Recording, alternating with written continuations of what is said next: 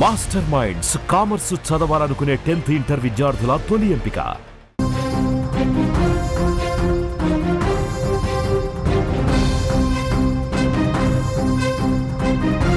Breaking news చూస్తున్నాం. Israel Iran యుద్ధం కొత్త మలుపు తిరిగింది. ఇరాన్ వైపు రష్యా బలంగా నిలబడింది. ఇరాన్పై అమెరికా సైనిక చర్యకు దిగితే తీవ్ర పరిణామాలుంటాయని రష్యా అధ్యక్షుడు వ్లాదిమిర్ పుతిన్ వార్నింగ్ ఇచ్చారు. ఇరాన్ ఇజ్రాయెల్ మధ్యవర్తిత్వానికి తాను సిద్ధంగా ఉన్నారని ప్రకటించారు. అయితే పుతిన్ వ్యాఖ్యల్ని కొట్టిపడేశారు అమెరికా అధ్యక్షుడు డొనాల్డ్ ట్రంప్. పుతిన్ ముందు యుక్రెయిన్ సంగతి చూడు, అక్కడ చర్చలు జరుపు, ఆ తర్వాత ఇరాన్ గురించి ఆలోచించు అంటూ కూడా ట్రంప్ వెటకారించడం జరిగింది. అయితే పుతిన్ మాత్రం మీరు సైనిక చర్యకు దిగితే మేము ఇరాన్ వైపు నిలబడాల్సి వస్తుందని కూడా ట్రంప్కు కౌంటర్ ఇచ్చినట్టుగా తెలుస్తోంది. ముఖ్యంగా ఇరాన్లోని బుషెహర్ అణు విద్యుత్ కేంద్రం జోలికి వెళ్లొద్దని, అక్కడ ఎలాంటి దాడులు చేయొద్దని రష్యా ఇజ్రాయెల్ కి సూచించడం జరిగింది.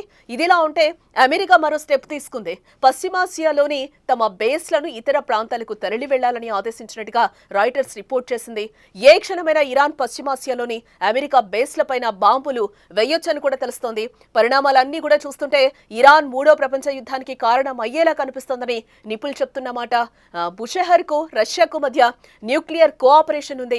ఇది 1992లో మొదలైంది. మొదటి ప్లాంట్ ను రష్యా 2011లో పూర్తి చేసింది. ఇంకో 2 ప్లాంట్ల నిర్మాణం 2017 నుంచి కొనసాగుతోంది. బుషెహర్ లో రష్యాకు చెందిన న్యూక్లియర్ నిపుణులు 300 మంది వరకు ఉంటారు. ఇజ్రాయెల్, అమెరికా 2 దేశాలు ఇరాన్లోని అణు స్థావరాలను టార్గెట్ చేయడం, నటాంజ్తో పాటు ఫోర్డో న్యూక్లియర్ సెంటర్లపై వరుసగా బాంబులు వేస్తూ ఉండడంతో రష్యా మేలుకుంది. బుషెహర్ పైన ఎలాంటి దాడిని సహించబోమని చెప్తోంది. అయితే రష్యా హెచ్చరికలను అమెరికా పరిగణలోకి తీసుకుంటుందా లేదా అన్నది ఇప్పుడు అతిపెద్ద ప్రశ్నగా మారబోతోంది. ఇక్కడ ఒకవేళ బుషెహర్ పైన బాంబు దాడి జరిగితే రష్యా ఖచ్చితంగా ఇరాన్ వైపు నుంచి యుద్ధంలోకి వచ్చే అవకాశం ఉందనే అంచనాలు కూడా ఉన్నాయి. ఇటు అమెరికా ఫోర్డో న్యూక్లియర్ సెంటర్ ను పేల్చేందుకు అతిపెద్ద బంకర్ బస్టర్ JBU-57 ను ప్రయోగించబోతున్నట్టుగా కూడా తెలుస్తోంది. ఫోర్డో ఇరాన్లోని ఎత్తైన కొండ కింద సొరంగంలో నిర్మించారు. కనీసం భూమి ఉపరితలం లోపల 80 నుంచి 90 మీటర్ల లోతులో ఉంటుందని కూడా తెలుస్తోంది. JBU-57 ను ప్రయోగిస్తే ఖచ్చితంగా ఈ ఫోర్డో న్యూక్లియర్ సెంటర్ ను పేల్చేయొచ్చని తెలుస్తోంది. ఇటు రష్యా అటు అమెరికా ఎంటర్ అయితే మూడో ప్రళయం మొదలైనట్టే అని యుద్ధ నిపుణులు కూడా చెప్తున్న పరిస్థితి కనిపిస్తోంది. ఇక ఇదే అంశానికి సంబంధించిన మరింత సమాచారం మా న్యూస్ ఎడిటర్ తిరుమల అందిస్తారు. తిరుమల్, ఇరాన్ పై దాడి చేయడం అమెరికాకు అంత ఈజీ కాదు, దానికో లెక్క ఉంటుంది అని కూడా తెలుస్తోంది. అమెరికా నేరుగా ఇరాన్ పై దాడి చేస్తుందా? డొనాల్డ్ ట్రంప్ దాడికి నాయకత్వం వహిస్తారా? ఏమంటారు మీరు? దానికి ఒక విషయం చాలా స్పష్టంగా చూడాలి. ఇక్కడ అమెరికా కానీ ఇజ్రాయెల్ కానీ ఇరాన్ని ఎందుకు టార్గెట్ చేసింది? ఫస్ట్ పాయింట్, ఈ టార్గెట్ చుట్టే మొత్తం కథంతా కనిపిస్తుంది.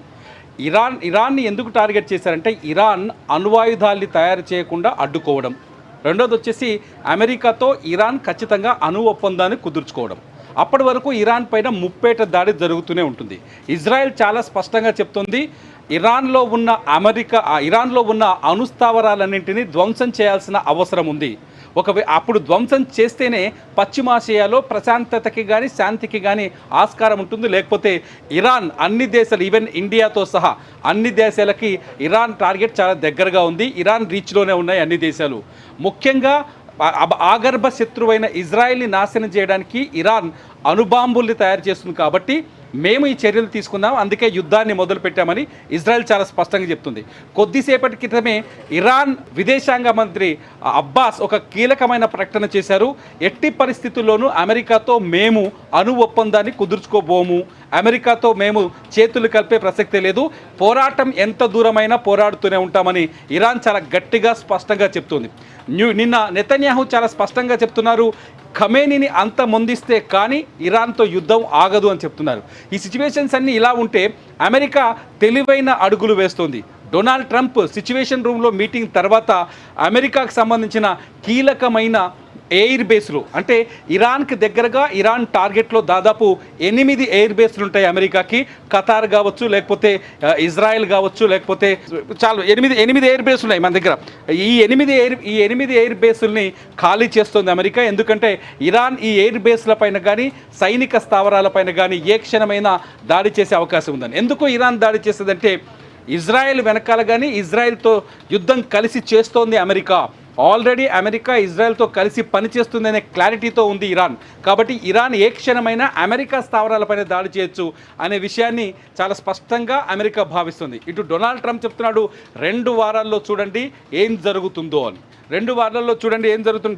ట్రంప్ మాటలు వింటుంటే ఖచ్చితంగా ఇరాన్ని లొంగ తీసుకునే వరకు ఈ యుద్ధం వెళ్ళే అవకాశం కనిపిస్తుంది. మనం అనుకున్నట్టు మొదటి పాయింట్లో ఇరాన్లో ఉన్న అణుస్థావరాలు నటాంజా కావచ్చు, లేకపోతే ఫోర్డో కావచ్చు, మిగతా అణుస్థావరాలు కావచ్చు, ఈ నటాంజా ఫోర్డో అణుస్థావరాలని ధ్వంసం చేసే వరకు ఇజ్రాయెల్ బాంబులు వేస్తూనే ఉంటుంది. ఇప్పటికే ఇజ్రాయెల్ దగ్గర 2 బాంబులు ఉన్నాయి. ఒకటి GBU-28, ఇది ఈ బంకర్ బస్టర్ అంటారు. ఇది దాదాపు 25 ఫీట్ల వరకు భూమి లోపలికి చొచ్చుకెళ్ళి ధ్వంసం చేయగలదు. అమెరికా దగ్గర GBU అప్డేట్ వెర్షన్ ఉంది 57. ఈ 57ని తీసుకొస్తే ఖచ్చితంగా ఫోర్డో అణు కేంద్రాన్ని ధ్వంసం చేయడం ఈజీ అవుతుంది. ఫోర్డోలోనే అణుబాంబుల్ని తయారు చేస్తున్నారు, యురేనియాన్ని శుద్ధి చేస్తున్నారు అనేది అమెరికా చాలా స్పష్టంగా ఆరోపణలు చేస్తుంది. ఫోర్డో ఇరాన్లో ఒక కొండ ప్రాంతం కింద సొరంగం తవ్వి ఆ సొరంగంలో దాదాపు 60 నుంచి 80 నుంచి 90 మీటర్ల లోతులో ఈ ఫోర్డో న్యూక్లియర్ సెంటర్ని ఏర్పాటు చేశారు.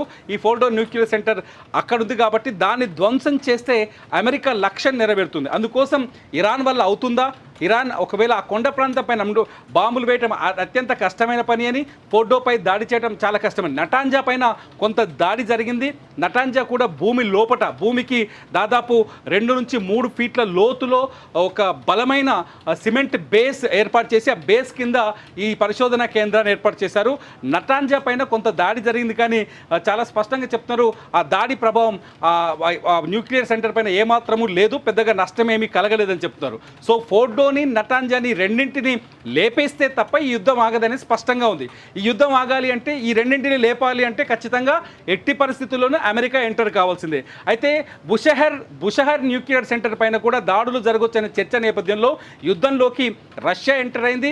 రష్యా చాలా స్పష్టంగా అమెరికాకు చెప్పింది, నేను ఇరాన్ ఇజ్రాయెల్ మధ్య ఒప్పందాన్ని కుదురుస్తాను, మధ్యవర్తిత వహించడానికి రెడీగా ఉన్నానని పుతిన్ చెప్తే పుతిన్ని చాలా చిన్నగా నీచంగా ఆయన మాటల్ని కొట్టిపడేశాడు డొనాల్డ్ ట్రంప్. నువ్వు ముందు ఉక్రెయిన్ సంగతి చూసుకో, నా దగ్గరికి ఏమొస్తావు, నేను చూసుకుంటా దీని సంగతి అనే యాంగిల్లో ట్రంప్ వ్యాఖ్యానించడంతో ఒక్కసారిగా కొంత ఉద్రిక్త పరిస్థితులు నెలకొన్నాయి. చాలా స్పష్టంగా ఒక వర్టికల్ లైన్ కనిపిస్తుంది.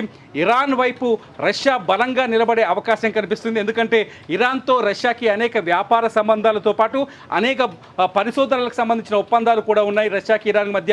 బుషహర్ అణుస్థావరం గురించి ఒకసారి ఆలోచిస్తే బుషహర్ అణుస్థావరంలో ఈ రష్యాకు సంబంధించిన 6 నుంచి 700 మంది నిపుణులు అక్కడ పనిచేస్తున్నారు. అక్కడ పరిశోధనలు కొన్ని జరుగుతున్నాయి. ఈ నేపథ్యంలో బుషహర్ పైన దాడి చేస్తే ఖచ్చితంగా ఆ దాడుని అడ్డుకోవడానికి రష్యా ఎంటర్ అయ్యే అవకాశం కనిపిస్తుంది. ఇటు ఉక్రెయిన్తో యుద్ధం జరుగుతున్నప్పటికీ ఇరాన్కి మద్దతుగా అక్కడ రష్యా ఎంటర్ అయ్యే అవకాశం కనిపిస్తుంది. ఇవాళనే నార్త్ కొరియా అధ్యక్షుడు కిమ్ ఉన్ జోంగ్ కూడా సౌత్ కొరియా వైపు కొన్ని మిసైల్స్ని ప్రయోగించారు, షార్ట్ రేంజ్ మిసైల్స్, ఈ బాలిస్టిక్ మిసైల్స్. సో ఈ మిసైల్స్ ప్రయోగం వెనుక కూడా ఇరాన్కి మద్దతు ఇచ్చే ఉద్దేశం ఒకటి ఉందనే చర్చ జరుగుతోంది. ఎందుకంటే ఇప్పటికే నార్త్ కొరియా ఉక్రెయిన్తో రష్యా యుద్ధంలో రష్యా వైపు నిలబడింది కాబట్టి నార్త్ కొరియా ఇరాన్కి కూడా మద్దతు ఇచ్చే అవకాశం ఉండొచ్చు అనే చర్చ జరుగుతుంది. ఇదంతా పక్కన పెడితే అమెరికాకి అంటే వర్టికల్గా రష్యా ఇరాన్ వైపు నిలబడితే వర్టికల్గా అమెరికా యూరప్ దేశాలన్నీ అమెరికా వైపు నిలబడే ఛాన్సెస్ ఉన్నాయి. ఇది మరోవైపు ఇక్కడ ఇంకొక విషయాన్ని కూడా అర్థం చేసుకోవాలి. ఒకవేళ అమెరికా ఇరాన్ పైన దాడి చేస్తే ఇప్పటికే ఖతార్ ఎయిర్ బేస్ కావచ్చు, ఇరాన్ ఎయిర్ బేస్, ఇజ్రాయెల్లో ఉన్న ఇరాక్లో ఉన్న ఎయిర్ బేస్లు కావచ్చు, వీటన్నింటినీ ఆల్రెడీ అమెరికాకు సంబంధించిన సైన్యం కావచ్చు, యుద్ధ విమానాలు కావచ్చు ఖాళీ అయి కనిపిస్తున్నాయి. కొన్ని శాటిలైట్ చిత్రాలు కూడా ఇప్పటికే విడుదలైనాయి. ఈ ఏరియా నుంచి విమానాల్ని అమెరికా వ్యూహాత్మక ప్రాంతాలకు తరలిస్తుందని. ఈ వ్యూహాత్మక ప్రాంతం మీద ఒకసారి అంచనా వేస్తే నిన్న ఎవరైతే అసీం మునీర్తో డొనాల్డ్ ట్రంప్ వైట్ హౌస్లో భేటీ అయ్యారు కదా, లంచ్ మీటింగ్ జరిగింది. ఈ లంచ్ మీటింగ్ వెనక కూడా పరమార్థం ఏంటి అంటే ఇరాన్తో యుద్ధంలో ఒకవేళ ఇరాన్ పైన దాడి చేస్తే పాకిస్తాన్ ఎటువైపు నిలబడాలనే ఉద్దేశం. పాకిస్తాన్ ఖచ్చితంగా అమెరికాకి మద్దతు ఇవ్వాల్సిన అవసరం ఏర్పడుతుంది ఇక్కడ. ఎందుకంటే భారత్ పాకిస్తాన్ మధ్య ఉద్రిక్తతల నేపథ్యంలో ట్రంప్ డబ్బా కొట్టుకొని మొత్తానికి పాకిస్తాన్ ఐ లవ్ పాకిస్తాన్ అనడంతో పాకిస్తాన్ కాస్త మునీర్ ట్రంప్కు నిన్న మాట ఇచ్చారనే చర్చ కూడా జరుగుతుంది. ఒకవేళ ఇరాన్ పైన దాడి చేస్తే అమెరికా పాకిస్తాన్ ఎయిర్ బేస్ని వాడుకునే అవకాశం ఉంది. ఇప్పటికే పాకిస్తాన్లో కొన్ని ఎయిర్ బేస్లు అనఫిషియల్గా అమెరికా కంట్రోల్లో ఉన్నాయనే చర్చ ఉంది. అమెరికాకు సంబంధించిన జర్నలిస్టులు, సీనియర్ జర్నలిస్టులు పాకిస్తాన్ ఎయిర్ బేస్ల పైన రాసిన ఆర్టికల్స్లో విషయం స్పష్టమైంది. కాబట్టి ఆసిమ్ మునీర్ ఖచ్చితంగా ట్రంప్ అమెరికాకు మద్దతు ఇచ్చే అవకాశం ఉంటుంది. ఎందుకంటే ఇరాన్తో ఎక్కువగా సరిహద్దుని పంచుకునే దేశం ఏదైనా ఉందంటే 900 కిలోమీటర్లు పాకిస్తాన్ పంచుకుంటుంది. కాబట్టి పాకిస్తాన్ అవసరం అమెరికాకి ఏర్పడుతుంది ఇరాన్ పైన దాడి చేయడానికి. ఇదంతా చూస్తుంటే అమెరికా ట్రంప్ చెప్పినట్టు 2 వారాల్లో వ్యూహాత్మకమైన స్థావరాలకి, వ్యూహాత్మకమైన ప్రాంతాలకి అమెరికా తమ పావులు కదుపుతుంది, తమ మిలిటరీని బదలాయిస్తోంది. కాబట్టి ఏ క్షణమైన నెతన్యాహు చెప్పారు ఇప్పుడే, అమెరికా కోసం ఎదురు చూడాల్సిన అవసరం లేదు, మేము దాడులు చేస్తూనే ఉంటాం, ఈ దాడులు ఆగవు. నిజానికి ఇటు టెహరాన్లోంచి జనం పారిపోతున్నారు, అటు టెల్ అవీవ్ నుంచి కూడా పరిస్థితులు చాలా దారుణంగా ఉన్నాయి. ఇప్పటికే దాదాపు 700 మంది ఇరాన్లో యుద్ధంలో మరణించారు.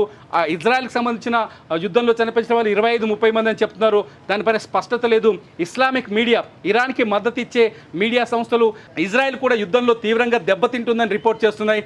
ఇటు ఇజ్రాయెల్లో ఉన్న విదేశాంగ శాఖలు తమ పౌరుల్ని తమ దేశాలకు తీసుకెళ్లే ప్రయత్నాలు చేస్తున్నాయి. ఇరాన్ నుంచి ఇవాళకి 110 మంది భారతీయులు ఆపరేషన్ సింధు ద్వారా ఇండియాకు చేరుకున్నారు. ఇరాన్ నుంచి, అటు ఇజ్రాయెల్ నుంచి కూడా పౌరులను తరలించే ప్రయత్నాలు జరుగుతున్నాయి. అంటే 2 దేశాల మధ్య ఈ పరిణామాలన్నీ ఇరాన్ ఇజ్రాయెల్ మధ్య యుద్ధం మరింత పెరిగే అవకాశం ఉందని చెప్తోంది. అంతేకాదు అమెరికా తీసుకుంటున్న స్టెప్స్ అన్ని చూసి ప్రపంచ దేశాలు చాలా స్పష్టంగా ఉన్నాయి. అమెరికా మిలిటరీ దాడికి ట్రంప్ వ్యక్తిగతంగా ఆమోదం తెలిపినట్లుగా తెలుస్తోంది. ఇప్పటి వరకు వచ్చే అఫీషియల్ గా అనౌన్స్మెంట్ రాలేదు. ఒక దేశం మీద మనం యుద్ధం చేయాల్సి వస్తే 3 పాయింట్స్ ఇక్కడైతే ఖచ్చితంగా మనకి కనిపిస్తున్నాయి. ఒకటి ఆత్మరక్షణ, ఇంకోటి ఒక పెద్ద మానవతా సంక్షోభాన్ని నివారించవలసిన అవసరం, ఇంకోటి వచ్చి యుఎన్ భద్రతా మండలి ఆమోదం. బట్ ఇక్కడ ట్రంప్ ఇజ్రాయెల్ ఈ దాడిని ఆత్మరక్షణ అంటారా, మరి ఇరాన్ నుండి పెద్ద ముప్పు ఉంది అని నిరూపించగలుగుతారా? ఇరాన్ నుంచి పెద్ద ముప్పు ఉందని నిరూపించే ప్రయత్నమే చేస్తున్నారు మొదటి నుంచి డొనాల్డ్ ట్రంప్. ఇరాన్ అణ్వాయుధాల ఒప్పందం, అణుబాంబుల ఒప్పందం నుంచి, అణ్వాస్త్రాల ఒప్పందం నుంచి బయటకు రావడంతో అది ముప్పు ప్రమాదకరంగా మారుతోంది అనేది మొదటి నుంచి ప్రొజెక్ట్ చేస్తున్నది. అమెరికా ప్రొజెక్ట్ చేస్తుంది, ఇజ్రాయెల్ అదే చెప్తుంది. ఇరాన్ అనేది చుట్టూ పశ్చిమాసియాలో ఉన్న కీలకమైన దేశాలన్నింటినీ టార్గెట్ చేయడం చాలా ఈజీ అవుతుంది. కాబట్టి ఖచ్చితంగా ఇరాన్ ప్రమాదకరంగా మారుతుంది. కాబట్టి భద్రతా మండలి నియమాలకు కూడా వ్యతిరేకంగా ప్రవర్తిస్తుంది ఇరాన్ అని చెప్తుండే డొనాల్డ్ ట్రంప్. అందుకనే వ్యక్తిగతంగా ఇరాన్ పైన దాడికి ట్రంప్ గ్రీన్ సిగ్నల్ ఇచ్చారనే చర్చ జరుగుతుంది. అంతేకాదు ఇది అఫీషియల్గా రావడానికి ఈ 2 వారాల గడువు పూర్తవలసిన అవసరం ఉంది. అందుకే నెతన్యాహు కొద్దిసేపటి క్రితం చెప్పారు, అమెరికా కోసం ఎదురు చూడకుండా ఇది కంటిన్యూ చేయాల్సిన అవసరం ఏర్పడుతుంది, ఖమేనీని చంపేస్తే కానీ ఈ యుద్ధం ముగిసిపోదంటూ నెతన్యాహు రెచ్చగొట్టే ప్రయత్నం చేస్తున్నారు. ఇదంతా చూస్తుంటే ఖచ్చితంగా ఈ యుద్ధం మరింత తీవ్రత పెరిగే అవకాశం కనిపిస్తుంది. ఇది రష్యా ఉక్రెయిన్తో పోలిస్తే చాలా పెద్ద యుద్ధంగా మారే అవకాశంగా కూడా కనిపిస్తుంది. ఇరాన్ ఇప్పటికీ వెనక్కి తగ్గట్లేదు. ఇరాన్ ఇజ్రాయెల్ పైన వరుస దాడుల్ని చేస్తుంది. ఇప్పటికే ఇరాన్ దగ్గర ఉన్న బ్రహ్మాస్త్రం ఫతహ్-1 కూడా దాడి ఇజ్రాయెల్ పైన ప్రయోగించింది. ఇజ్రాయెల్ కూడా బలమైన ఆయుధాల్ని, క్షిపణులని ఇరాన్ పైన ప్రయోగిస్తోంది. మొత్తానికి మానవ నష్టం పెరుగుతోంది, ఆస్తుల విధ్వంసం పెరుగుతోంది, 2 దేశాల మధ్య ప్రతీకారాలు పెరుగుతున్నాయి, పోటాపోటీ దాడులతో ఉద్రిక్త పరిస్థితులు ఉన్నాయి. ఈ పరిస్థితుల్ని అడ్డుకోవడానికి రష్యా కొంత ముందుకొచ్చినప్పటికీ కూడా రష్యాని ఎంటర్ కాకుండా అమెరికా ఎదురుపడుతోంది. అంటే ఇరాన్ని నాశనం చేయాలి, ధ్వంసం చేయాలనే క్లారిటీతో అమెరికా ఉన్నట్టుగా అర్థమవుతుంది. ఒప్పందాల విషయంలో ఎవరు వెనక్కి తగ్గినా ఇరాన్కు జరిగిందే మీకు జరుగుతుందని అమెరికా హెచ్చరించే ప్రయత్నాల్లో భాగంగానే ఇరాన్ అణుస్థావరాలన్నింటినీ టార్గెట్ చేసి ధ్వంసం చేసిన తర్వాత యుద్ధం పైన చర్చల వైపు ఆలోచించే అవకాశాలు కనిపిస్తున్నాయి. అప్పటి వరకు ఖచ్చితంగా ఈ వారంలో, అంటే వచ్చే వారంలో ఖచ్చితంగా అమెరికా యుద్ధంలోకి ఎంటర్ కాబోతుంది. ఒక రకంగా చెప్పాలంటే ఆల్రెడీ అమెరికా యుద్ధంలోకి ఎంటర్ అయింది. అమెరికా చెప్పిన విధంగానే, అమెరికా ఏ విధంగా చెప్తుందో నెతన్యాహు అదే విధంగా యుద్ధంలో ముందుకెళ్తున్నారు. కాబట్టి అమెరికా ప్రత్యక్షంగా యుద్ధంలో పాల్గొనట్లేదు తప్ప పరోక్షంగా యుద్ధంలో ఉందనే చర్చించాలి జానకి ఇక్కడ. రైట్ తిరుమల. ఎస్, మొత్తంగా మనం చూస్తే ఇజ్రాయెల్ ఇరాన్ యుద్ధం కొత్త మలుపు తిరిగిందని మనం ఇక్కడ చెప్పుకోవచ్చు. ఇరాన్ వైపు రష్యా బలంగా నిలబడింది. ఇరాన్ పై అమెరికా సైనిక చర్యకు దిగితే తీవ్ర పరిణామాలు ఉంటాయని కూడా రష్యా అధ్యక్షుడు వ్లాదిమిర్ పుతిన్ గట్టిగానే వార్నింగ్ ఇవ్వడం జరిగింది. ఇరాన్ ఇజ్రాయెల్ తో మధ్యవర్తిత్వానికి తాను సిద్ధంగా ఉన్నానని కూడా ప్రకటించాడు. అయితే పుతిన్ వ్యాఖ్యల్ని కొట్టిపడేశాడు ఇటు అమెరికా అధ్యక్షుడు డొనాల్డ్ ట్రంప్. పుతిన్ ముందు ఉక్రెయిన్ సంగతి చూడు, అక్కడ చర్చలు జరుపు, ఆ తర్వాత ఇరాన్ గురించి ఆలోచించు అంటూ కూడా ట్రంప్ వెటకారంగా మాట్లాడిన సందర్భం ఇక్కడ మనకు కనిపిస్తోంది. అయితే పుతిన్ మాత్రం మీరు సైనిక చర్యకు దిగితే మాత్రం మేము ఇరాన్ వైపు వైపు నిలబడాల్సి వస్తుందని కూడా ట్రంప్ కౌంటర్ ఇచ్చినట్టుగా మనకైతే తెలుస్తుంది. ముఖ్యంగా ఇరాన్లోని బుషెహర్ అణు విద్యుత్ కేంద్రం జోలికి వెళ్లొద్దని, అక్కడ ఎలాంటి దాడులు కూడా చేయొద్దని రష్యా ఇజ్రాయెల్ కి సూచించడం జరిగింది. అక్కడ రష్యాకి సంబంధించిన నిపుణులు కూడా అక్కడ వర్క్ చేస్తున్నారు కాబట్టి దాని మీద దాడి చేస్తే మాత్రం ఊరుకోమని కూడా రష్యా చెప్తున్న పరిస్థితి కనిపిస్తోంది. అమెరికా మరో స్టెప్ తీసుకుంది. పశ్చిమాసియాలోని తమ బేస్లను ఇతర ప్రాంతాలకు తరలి వెళ్లాలని కూడా ఇప్పటికే ఆదేశించినట్టుగా మనకి సమాచారం. ఏ క్షణమైనా ఇరాన్ పశ్చిమాసియాలోని అమెరికా బేస్లపైన బాంబులు వేయొచ్చని కూడా తెలుస్తోంది. పరిణామాలన్నీ చూస్తుంటే ఇరాన్ మూడో ప్రపంచ యుద్ధానికి కారణం అయ్యేలా కనిపిస్తోందని కూడా నిపుణులు చెప్తున్నారు.